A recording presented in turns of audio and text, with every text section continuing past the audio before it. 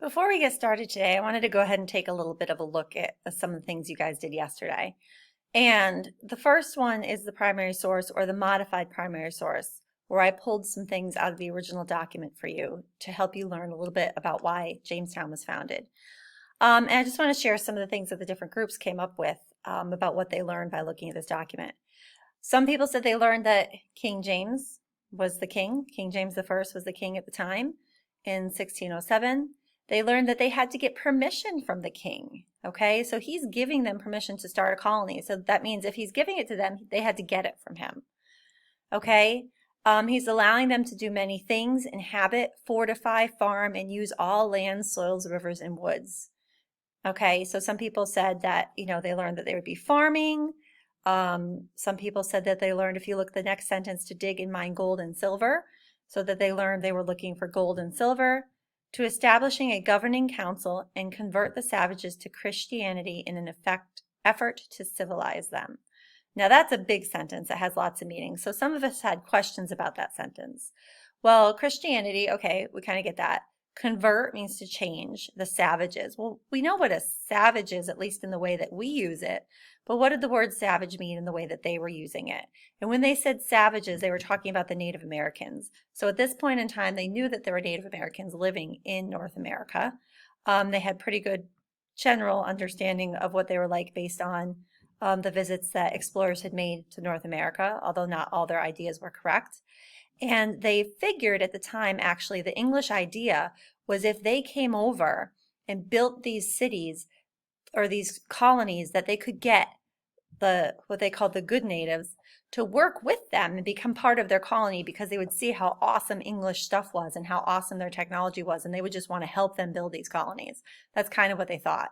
So savage means that they just didn't know how to live, and so the Europeans were going to come over and they were going to teach them how to live. Another question that somebody had, or one of the questions somebody had after looking at this document, is why is everything always a colony? Well, they didn't own the land in North America, really, okay?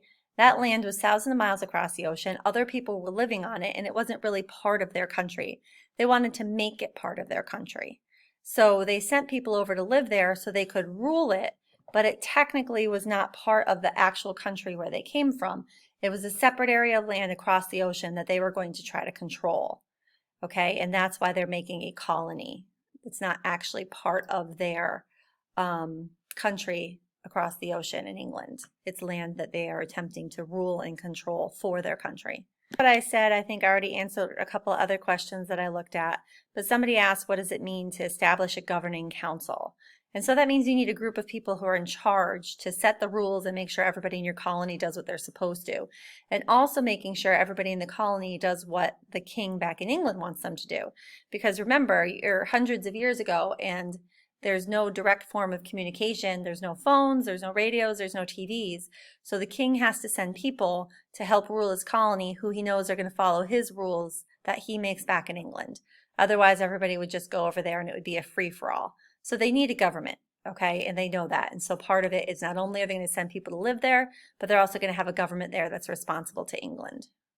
The next thing that I asked you to look at was the passenger list. So this is another primary source. These are actual names and occupations, so jobs of the passengers that sailed to Virginia that first time around. And some of the things that people noticed is kind of what I wanted you to notice. They're all guy names. So no females went to Jamestown the first time. And so a question might be, well, why? Well, that would mean to me that a bunch of these people weren't planning on staying, okay? And then, so why wouldn't they stay? Well, a lot of them were planning to try to make, a fortune, or maybe set up a new life there before they brought their family, or a lot of them were just planning on hopefully making some money and heading home, maybe finding gold and silver like the Spanish did. They have jobs. So yeah, they have specific jobs. And obviously to start a colony, you need people with certain skills, but also what England wanted to do is, even though these people might not be planning on staying, the English wanted to send them over there and build cities in the English style. So they wanted workers that did different things to go over there. The only problem with that is they weren't prepared for the kind of things that they needed to do to survive.